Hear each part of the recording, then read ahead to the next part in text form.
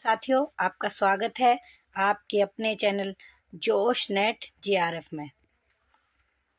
आप चैनल पर देख सकते हैं कि यहाँ पर पेपर 1 और पेपर 2 हिंदी की पूरी तैयारी करवाई जा रही है।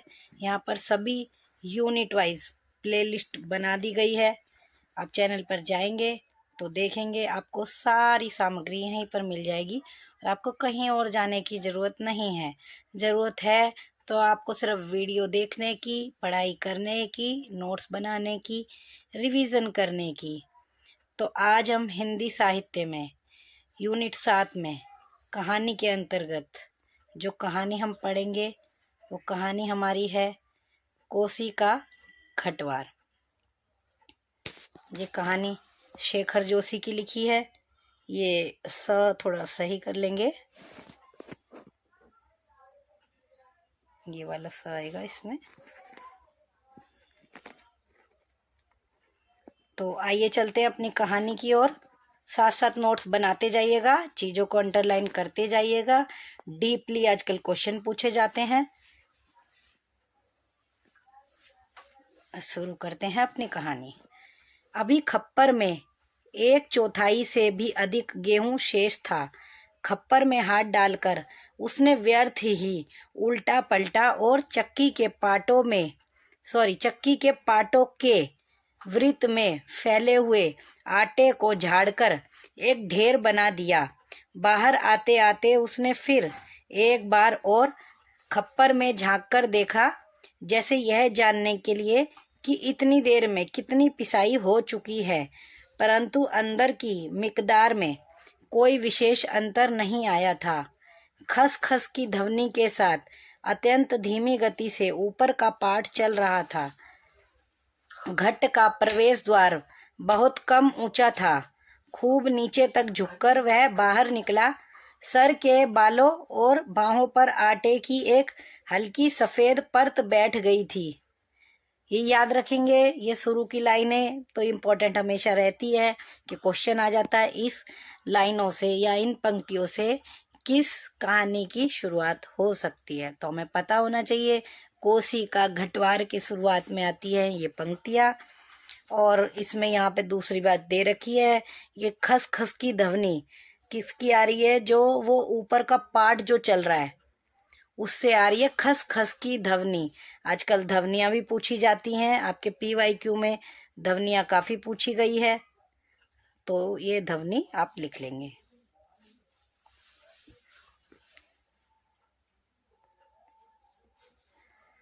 और ये भी रखेंगे ये भी मतलब नोट करेंगे, सर के बालों और बाहों पर आटे की एक हल्की सफेद परत बैठ गई। इंपॉर्टेंट लाइन है। आगे, खंबे का सहारा लेकर वह बुदबुदाया, 10 साला, सुबह से अब तक 10 पसेरी भी नहीं हुआ। सूरज कहाँ का कहाँ चला गया है, कैसी अनहोनी बात है। ये लाइनें भी आ सकती है, ये लाइनें भी इम्पोर्टेंट है। बात अनहोनी तो है ही, जेठ बीत रहा है, आकाश में कहीं बादलों का नामो निशान नहीं है। ये भी याद रखेंगे, इसमें किस मौसम की बात हो रही है, किस महीने की बात हो रही है? जेठ के महीने की बात हो रही है। आकाश में कहीं बादलों का नाम निशान ही नहीं। अन्य वर्षों अब तक लोगों की धान रोपाई हो जाती है।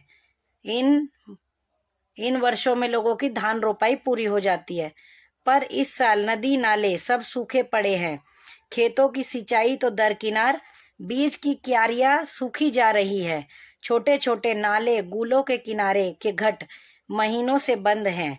कोसी के किनारे है गोसाई का यह घट, पर इसकी भी चाल ऐसी कि लद्दू घोड़े की चाल को मात देती है। चक्की के निचले खंड में छिछर छिछर की आवाज के साथ पानी को काटती हुई मथानी चल रही है। मथानी में कैसी आवाज आ रही है? छिछर छिछर की। लिखेंगे, इंपॉर्टेंट पॉइंट है। कितनी धीमी आवाज। अच्छे खाते पीते ग्वालों के घर में दही की मथानी इससे ज्यादा शोर करती है। इसी मथानी का वह शोर होता था कि आदमी को अपनी बात नहीं सुनाई देती, और अब तो भले नदी पार कोई बोले तो बात यहाँ सुनाई दे जाए। छप छप छप। पुरानी फौजी पैंट को घुटनों तक मोड़कर गुसाई पानी की गूल के अंदर चलने लगा। कहीं कोई सुराख निकास हो तो बंद कर दे, एक बूंद पानी भी बाहर ना आए। बूंद बूंद की कीमत है इन दिनों। प्राय आधा फलांग चलकर वह बांध पर पहुंचा। नदी की पूरी चौड़ाई को घेरकर पानी का बहाव घट की गूल की ओर मोड़ दिया गया था।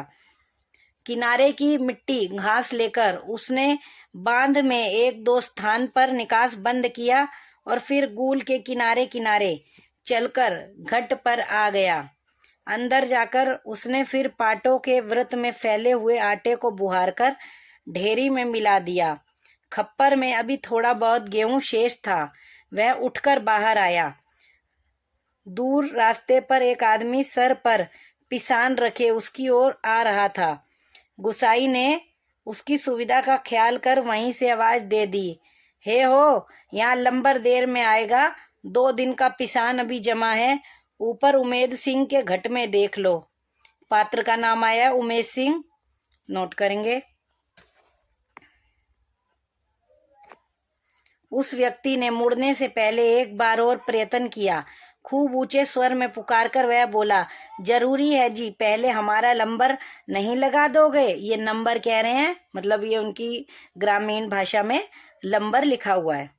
गुसाई होठों ही होठों में मुस्कुराया, साला कैसे चीखता है, जैसे घट की आवाज इतनी हो कि मैं सुन ना सकूं।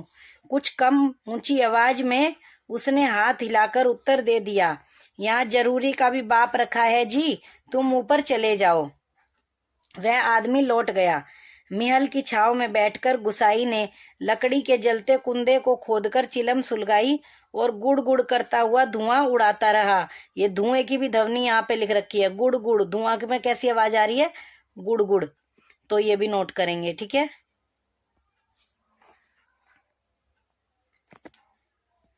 फिर है खसर खसर चक्की का पाट चल रहा था। चक्की के पाट की ध्वनि खसर खसर। किट किट किट खप्पर से दाने गिराने वाली चिड़िया पाट पर टकरा रही थी। ये भी नोट करेंगे। छिचर छिचर की आवाज के साथ मथानी पानी को काट रही थी और कहीं कोई आवाज नहीं। कोसी के बहाव में भी कोई ध्वनि नहीं। रेती पाथरों के बीच में टखने टखने पत्थर भी अपना सर उठाए आकाश को निहार रहे थे। दोपहरी ढलने पर भी इतनी तेज धूप, कहीं चिड़ैया भी नहीं बोलती। किसी प्राणी का प्रिय अप्रिय स्वर नहीं। ये कोसी नदी का यहाँ पर जिक्र आया है, नोट करेंगे, ध्यान रखेंगे, इम्पोर्टेंट है। सूखी नदी के किनारे बैठा गुसाई सोचने लगा, क्यों उस व्यक्ति को लौटा दिया? लौट तो वह जाता ही। घट के अंदर टच्चे पड़े पिसान के थैलों को देखकर 2-4 क्षण की बातचीत का आसरा ही तो होता। कभी कभी गुसाई को यह अकेलापन काटने लगता है। सूखी नदी के किनारे का यह अकेलापन नहीं, जिंदगी भर साथ देने के लिए जो अकेलापन उसके द्वार पर धरना देकर बैठ गया है, वही। ये इम्पोर्टेंट लाइन है, नोट करेंगे। ये लाइन आ सकती है, पूछ सकते हैं आपसे, ये लाइन किस कहानी में आई है। आगे देखेंगे। जिसे अपना कह सके ऐसे किसी प्राणी का स्वर उसके लिए नहीं, पालतू कुत्ते बिल्ली का स्वर भी नहीं। क्या ठिकाना ऐसे मालिक का जिसका घर द्वार नहीं, बीवी बच्चे नहीं, खाने पीने का ठिकाना नहीं।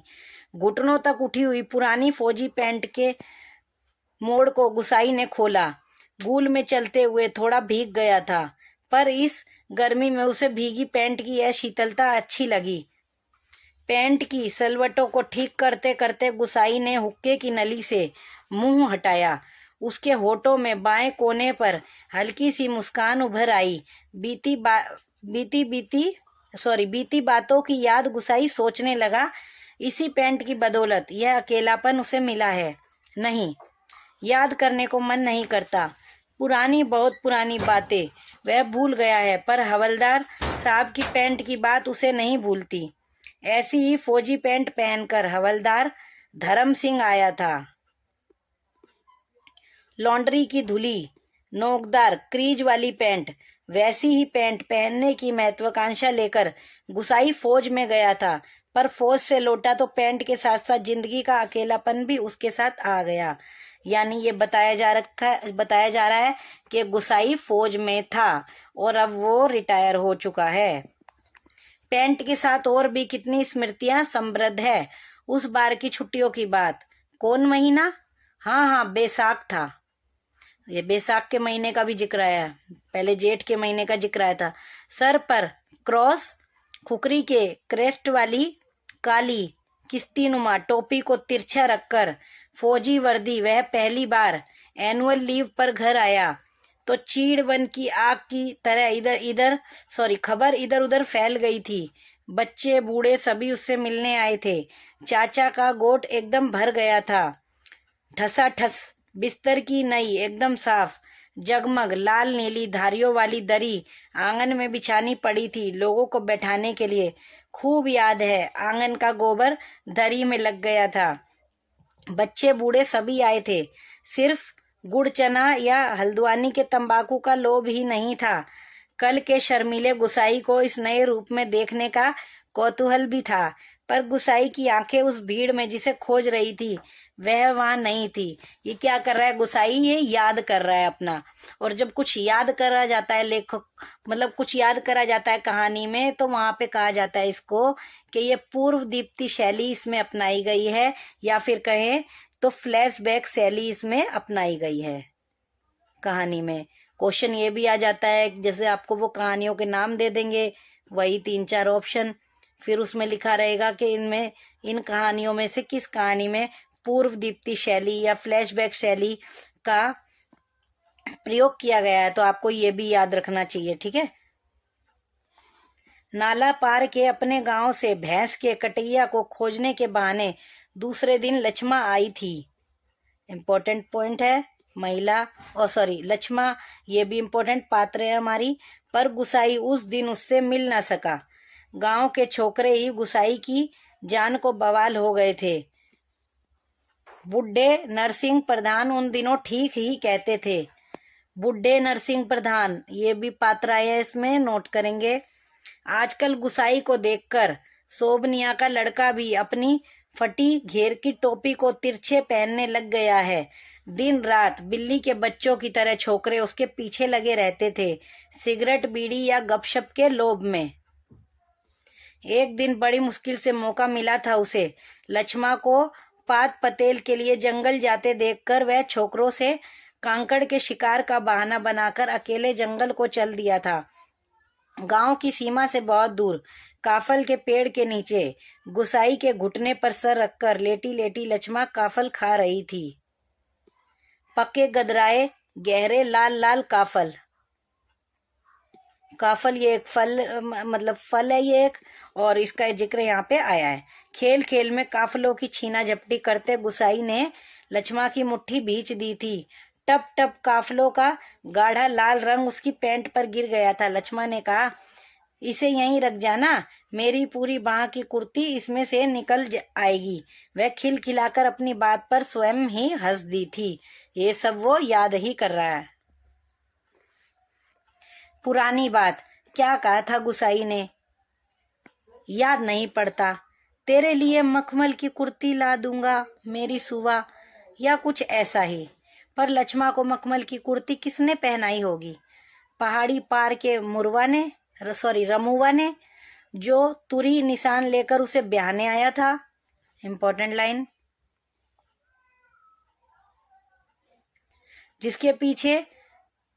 जिसके आगे पीछे भाई बहन नहीं, माई बाप नहीं, परदेश में बंदूक की नोक पर जान रखने वाले को छोकरी कैसे दे दे हम? लक्ष्मा के बाप ने कहा था। इम्पोर्टेंट क्वेश्चन, ये PYQ में आया हुआ है। गायत्री मैम ने ये आपको करवाया भी है अलग से, वेरी वेरी इम्पोर्टेंट। उसका मन जानने के लिए गुसाई ने टेढ़े तिरछे बात चलवाई थी। उसी साल मंगसिर की एक ठंडी उदास शाम को गुसाई की यूनिट के सिपाही किशन सिंह ने क्वार्टर मास्टर स्टोर के सामने खड़े खड़े उससे कहा था, हमारे गांव के राम सिंह ने जिद की, तभी छुट्टियां बढ़ानी पड़ी। किशन सिंह का भी जिक्र आया यहाँ पे, नोट करेंगे। राम सिंह का आगे देखते हैं। उस साल उसकी शादी थी। खूब अच्छी औरत मिली है यार, शक्ल सूरत भी खूब है, एकदम पटाखा, बड़ी हंसमुख है। तुमने तो देखा ही होगा, तुम्हारे गांव के नजदीक की ही है। लक्ष्मा लक्ष्मा कुछ ऐसा ही नाम है। गुसाई को याद नहीं पड़ता कौन सा बहाना बनाकर वह किशन सिंह के पास से चला आया था। रम डे था उस दिन। हमेशा आधा पैग लेने वाले गुसाई उस दिन पेशी करवाई थी, मलेरिया प्रिकॉशन ना करने के अपराध में। सोचते सोचते गुसाई बुदबुदाया, साल एडजुटेंट। ये ध्यान रखेंगे, मलेरिया का जिक्र आया, ये भी आ जाता है, कौन सी बीमारी का जिक्र यहाँ पर आया है। गुसाई सोचने लगा, उस साल छुट्टियों में घर से विदा होने से एक दिन पहले वह मौका निकालकर लक्ष्मा से मिला था। गंगनाथ जी की कसम, जैसा तुम कहोगे मैं वैसा ही करूंगी, आंखों में आंसू भरकर लक्ष्मा ने कहा था। लक्ष्मा ने किसकी कसम खाई थी, याद रखेंगे, इम्पोर्टेंट पॉइंट है।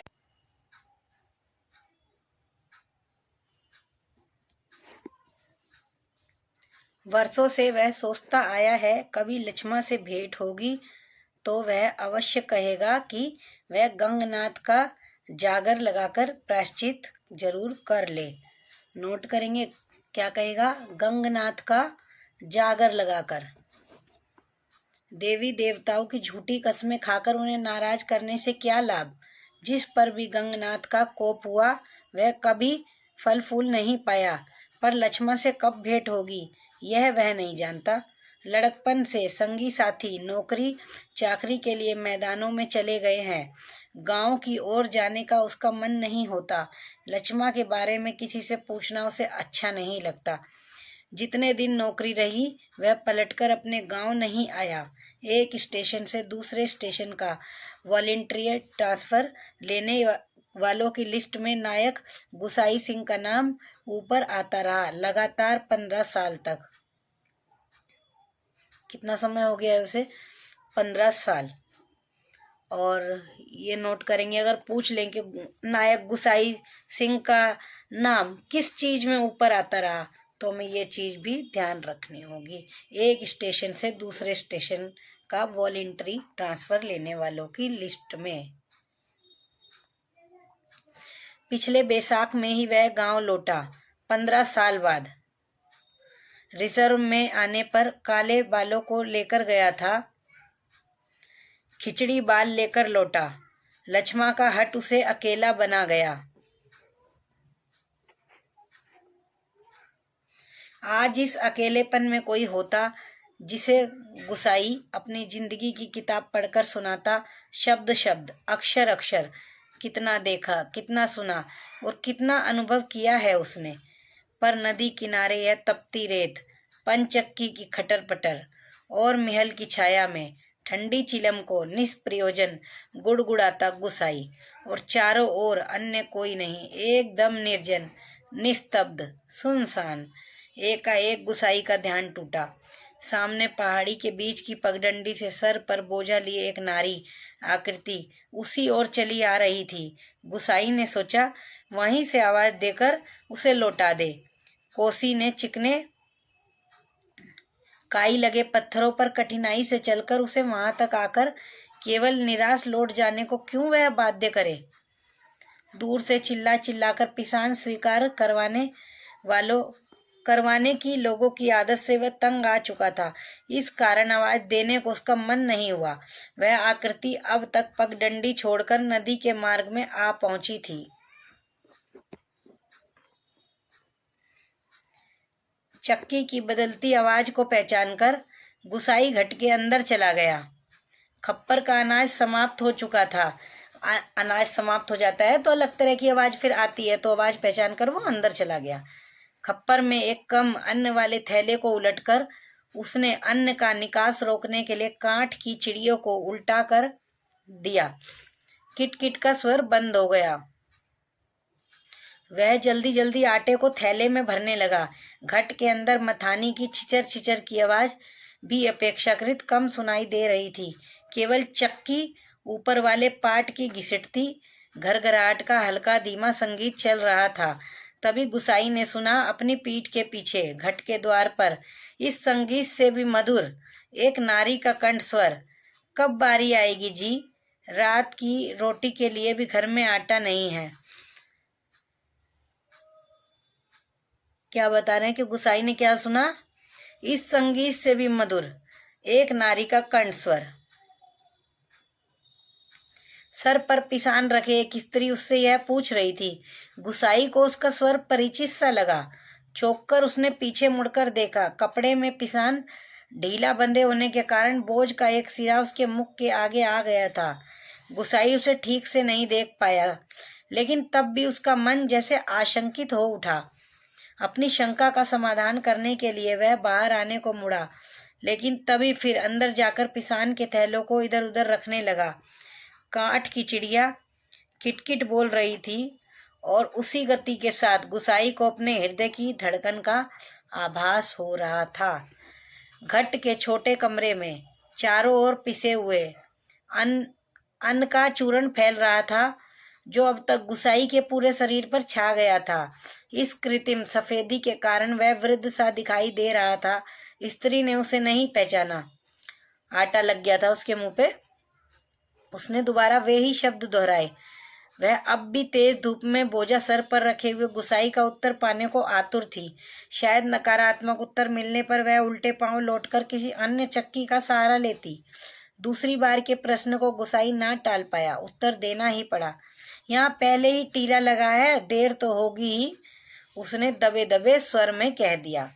स्त्री ने किसी प्रकार की अनुनय विनय नहीं की।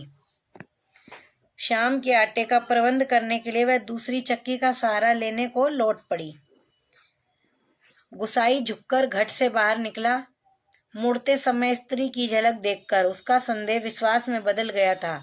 हताश सा वह कुछ क्षणों तक उसे जाते हुए देखता रहा और फिर अपने हाथों तथा सिर पर रखे हुए आटे को झाड़कर एक दो कदम आगे बढ़ा। उसके अंदर की किसी अज्ञात शक्ति ने जैसे उसे वापस जाती हुई उस स्त्री को बुलाने को बाध्य कर दिया।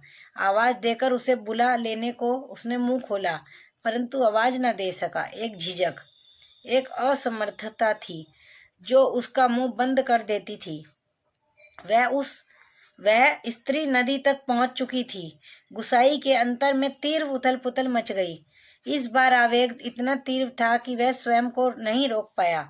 लड़खड़ाती आवाज में उसने पुकारा, लक्ष्मा। घबराहट के कारण वह पूरे जोर से आवाज नहीं दे पाया था। स्त्री ने आवाज नहीं सुनी। इस बार गुसाई ने स्वस्थ होकर पुनः पुकारा, लक्ष्मा। लक्ष्मा ने पीछे मुड़ के देखा। मायके में उसे सभी इसी नाम से पुकारते थे। यह संबोधन उसके लिए स्वाभाविक था, परंतु उसे शंका शायद यह थी कि चक्की वाला एक बार पिसान स्वीकार न करने पर भी दोबारा उसे बुला रहा है या उसे केवल भ्रम हुआ है। उसने वहीं से पूछा, मुझे पुकार रहे हैं जी? गुसाई ने संयत स्वर में कहा, हाँ, ले आ, हो जाएगा। लक्ष्मा क्षण भर रुकी और फिर घट की ओर लौट आई। अचानक साक्षात्कार होने का मौका न देने की इच्छा से गुसाई व्यस्तता का प्रदर्शन करता हुआ महल की छांव में चला गया। लक्ष्मा पिसान का थैला घट के अंदर रख आई।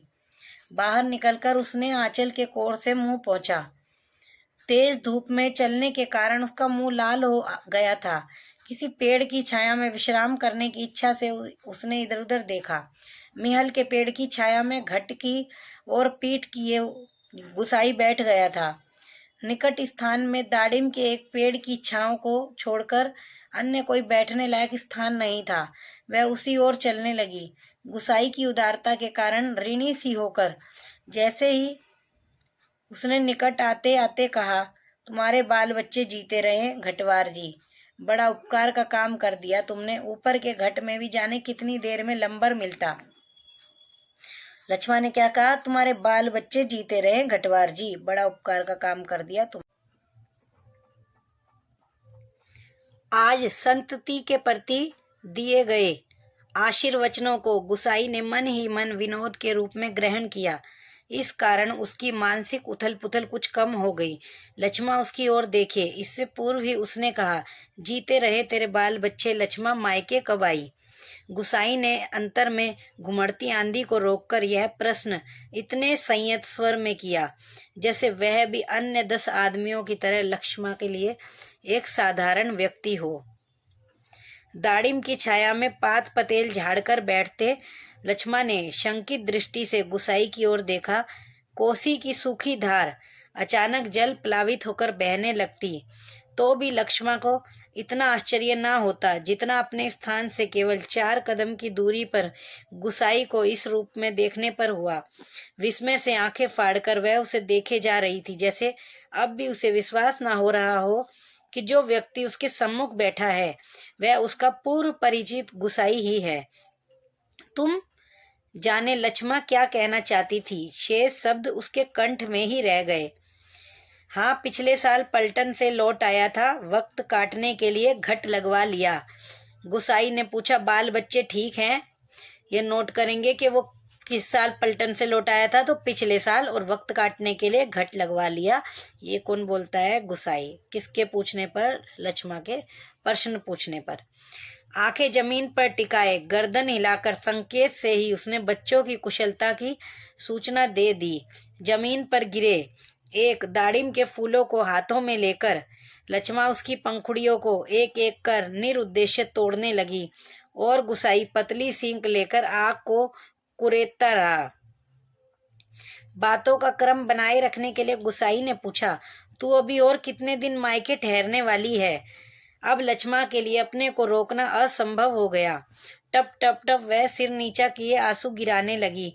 सिसकियों के साथ उसके उठते गिरते कंधों को गुसाई देखता रहा। उसे यह नहीं सूझ रहा था कि वह किन शब्दों में अपनी सहानुभूति प्रकट करे। इतनी देर बाद सहसा गुसाई का ध्यान लक्ष्मा के शरीर की ओर गया। उसके गले में चरेऊ यानी सुहाग चिन्ह, चरेऊ सुहाग चिन्ह को कहते हैं। हतप्रभ सा गुसाई उसे देखता रहा। अपनी व्यवहारिक अज्ञानता पर उसे बेहद झुंझलाहट हो रही थी।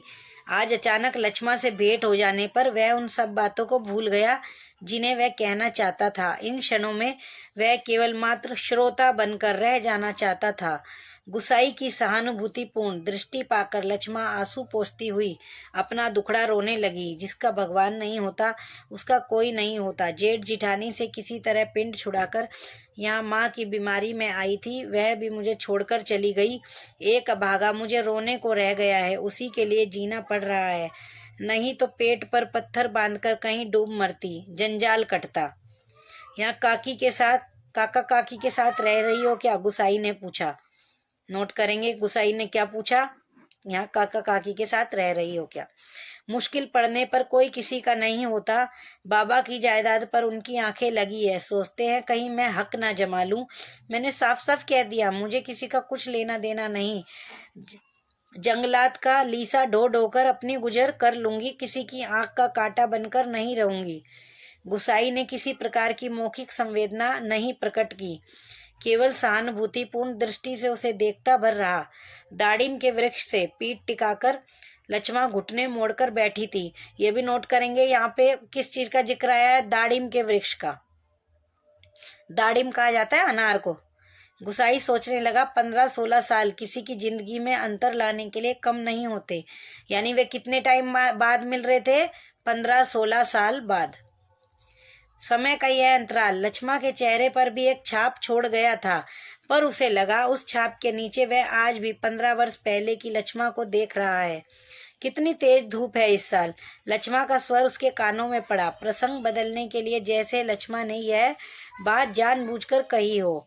और अचानक उसका ध्यान उस ओर चला गया जहाँ लक्ष्मा बैठी थी। दाड़िम की फैली फैली अध ढकी डालों से छनकर धूप उसके शरीर पर पड़ रही थी। सूरज की एक पतली किरण ना जाने कब से लक्ष्मा के माथे पर गिरी हुई लट को सुनहरी रंगीनी में डुबा रही थी। गुसाई एकटक उसे देखता रहा।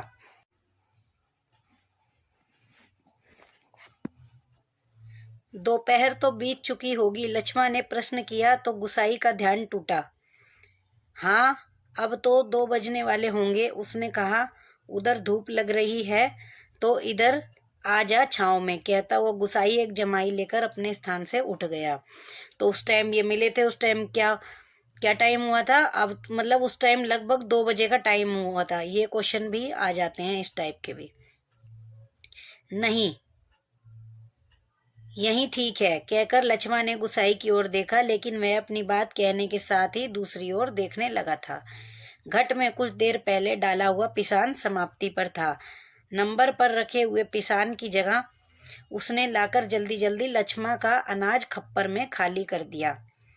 धीरे धीरे चलकर गुसाई गुल के किनारे तक गया। अपनी अंजुली से भर भर कर उसने पानी पिया। अंजुली यानी मतलब ऐसे दोनों हाथ लगा के हम पानी नहीं पीते, जैसे ओक भी कहते हैं उसे, तो वैसे ही बता रहे हैं। और फिर पास ही एक बंजर घट के अंदर जाकर पीतल और अल्मुनियम के कुछ बर्तन लेकर आग के निकट लौट आया।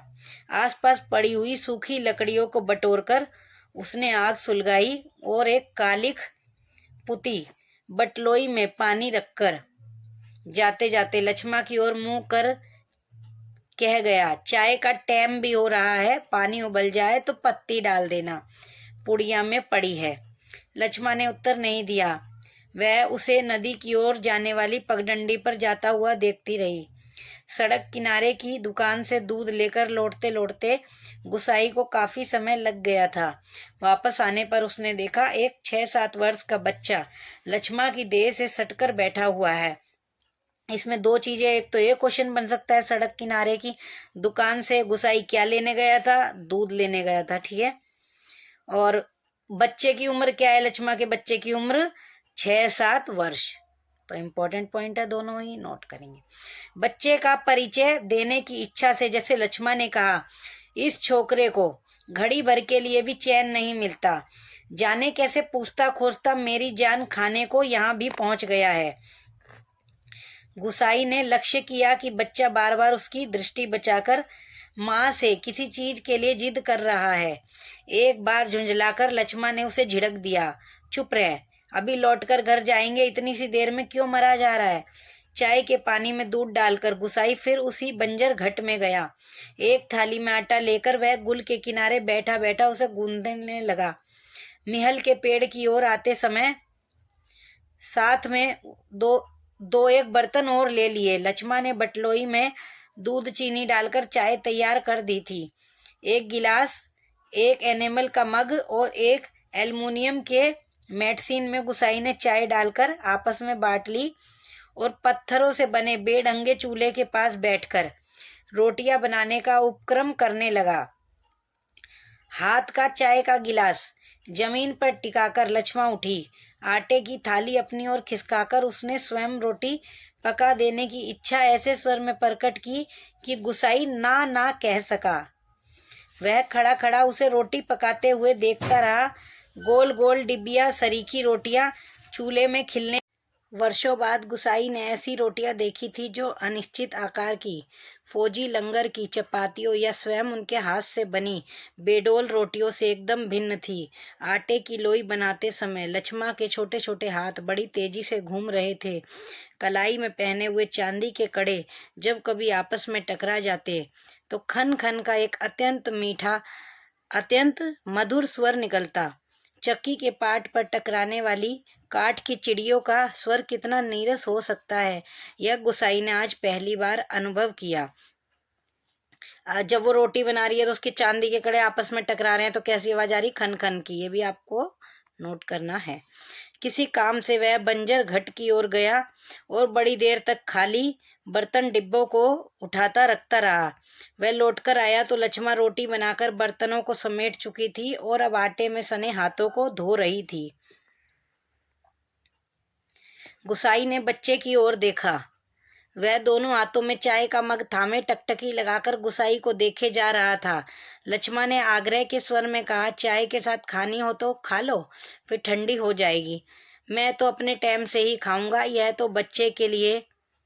स्पष्ट कहने में उसे झिझक महसूस हो रही थी, जैसे बच्चे के संबंध में चिंतित होने की उसकी चेष्टा अनाधिकार हो। ना ना जी, वह तो अभी घर से खाकर ही आ रहा है। मैं रोटियां बनाकर रख आई थी। अत्यंत संकोच के साथ लक्ष्मण ने आपत्ति प्रकट कर दी। ओहो, यो ही कहती है, कहाँ रखी थी रोटियां? घर में।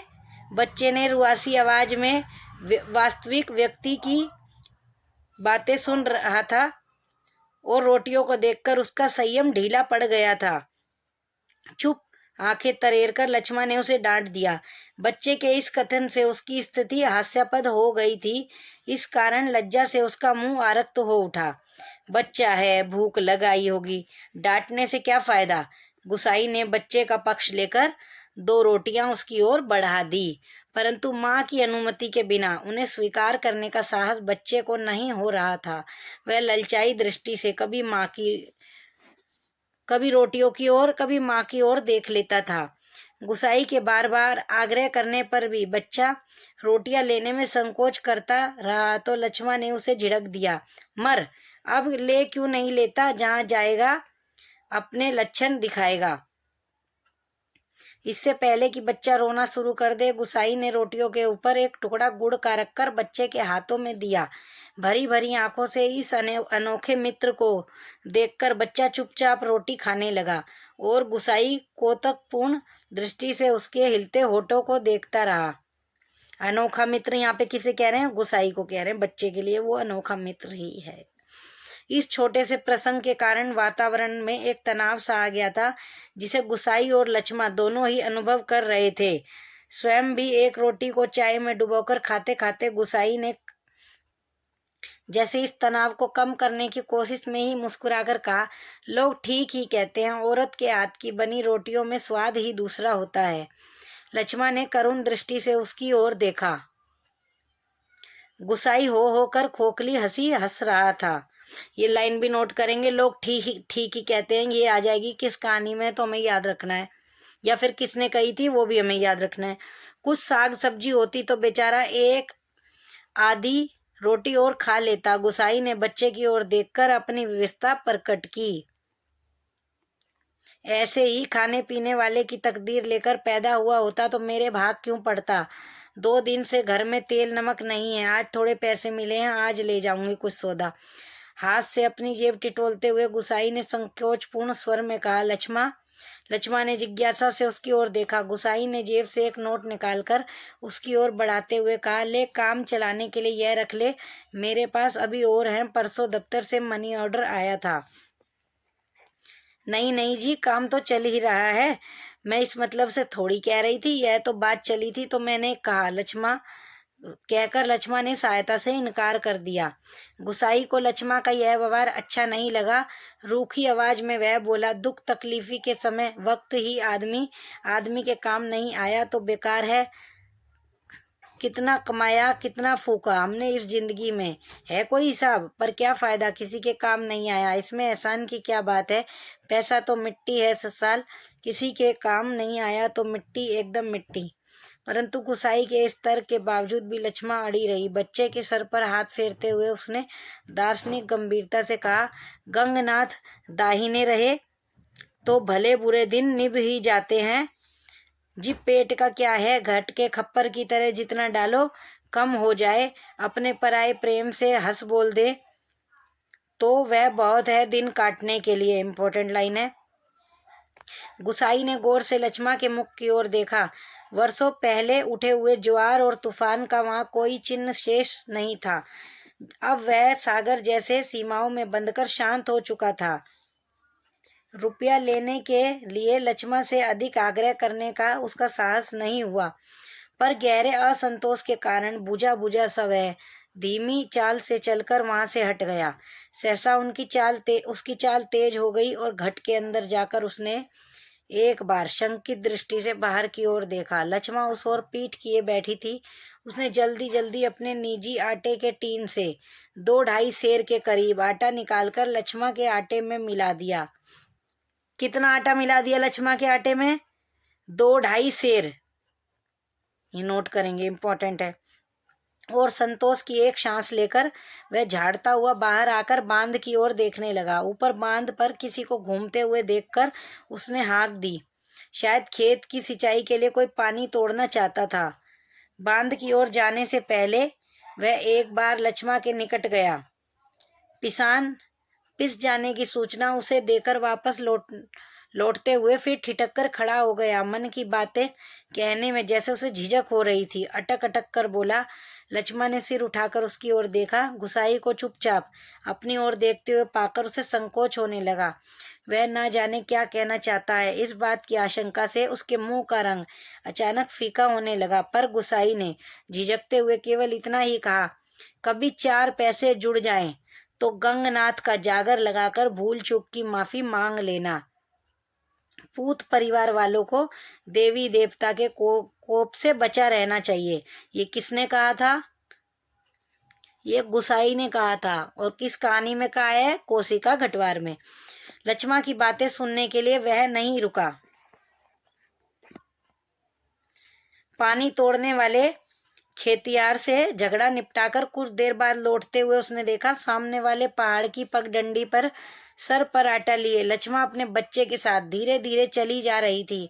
वह उन्हें पहाड़ी के मोड़ तक पहुंचने तक टकटकी बांधे देखता रहा। घट के अंदर काठ की चिड़िया अब भी किटकिट आवाज कर रही थी। चक्की का पाट खिसर खिसर चल रहा था और मथानी की पानी काटने की आवाज आ रही थी और कहीं कोई स्वर नहीं। सब सुनसान, निस्तब्ध।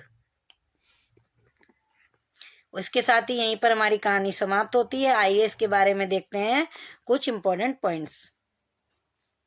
कहानी थी कोशिका घटवार शेखर जोशी की। और ये किस कहानी संग्रह में है?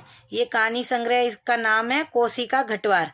उसमें कुल 10-11 कहानी संकलित है। हमें पता होना चाहिए इसमें कितनी कहानी संकलित है। प्रकाशन वर्ष इसका है 1958। पत्रिका में, किस पत्रिका में ये शामिल है कहानी? कल्पना पत्रिका में। और जो कि कहाँ से प्रकाशित है? हैदराबाद से प्रकाशित। ये सब इम्पोर्टेंट पॉइंट है जो मैं आपको बता रही हूँ। अब इसमें मुख्य पात्र क्या है? मुख्य पात्र हमने देखा लक्ष्मण है और गोसाई है जिस पर ये पूरी कहानी चलती है। अन्य पात्र क्या है, कौन है? बुड्ढे नरसिंह प्रधान, किशन सिंह, राम सिंह, धर्म सिंह। आगे हम जानेंगे कि इस कहानी का नाम कोशिका घटवार क्यों पड़ा। स्थान के महत्व के कारण। कोसी नदी। कोसी यह उत्तराखंड में बहने वाली एक प्रसिद्ध नदी है। कहानी की अधिकांश घटनाएं और नायक का जीवन इसी नदी के किनारे या इसके आसपास केंद्रित है। प्रकृति का प्रतीक।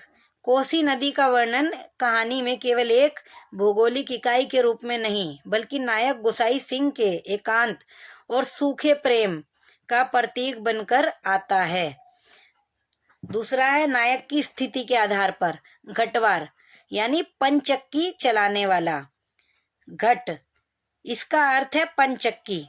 यह एक पारंपरिक मशीन होती है जो पानी की शक्ति से चलती है और क्या काम करती है? अनाज पीसने का काम करती है। इंपॉर्टेंट पॉइंट है। घटवार, पंचक्की को चलाने वाला व्यक्ति घटवार कहलाता है। कहानी का नायक गोसाई सिंह फौजी की नौकरी छोड़कर वापस गांव आता है और अपने अकेलेपन और टूटे हुए प्रेम से निपटने के लिए कोसी नदी के किनारे यह पंचक्की लगाता है और घटवार बन जाता है। अब ये शीर्षक कैसे उपयुक्त है इस कहानी के लिए देखेंगे उसके बारे में। सीधे तौर पर गोसाई सिंह की नई पहचान को स्थापित करता है यह शीर्षक, जो उसके अधूरे प्रेम की कहानी का मूक साक्षी भी है। यह पंचक्की घट वह स्थान है जहां 15 साल बाद गुसाई की मुलाकात उसकी पुरानी प्रेमिका लक्ष्मण से होती है। इस तरह पंचक्की प्रेमियों के पुनर्मिलन का माध्यम बनती है। तो शीर्षक कहानी के वातावरण, नायक के काम और प्रेम मिलन की पृष्ठभूमि को एक साथ जोड़ता है। इसलिए यह पूरी कहानी के भाव को अभिव्यक्त करने में पूरी तरह सफल हुआ है। कौन सफल हुआ है? ये शीर्षक जो इसकी सार्थकता यहाँ पे बताई जा रही है। तो इसी के साथ आज की हमारी कहानी समाप्त हुई और इसी के साथ हम आज की हम अपनी कक्षा भी समाप्त करते हैं।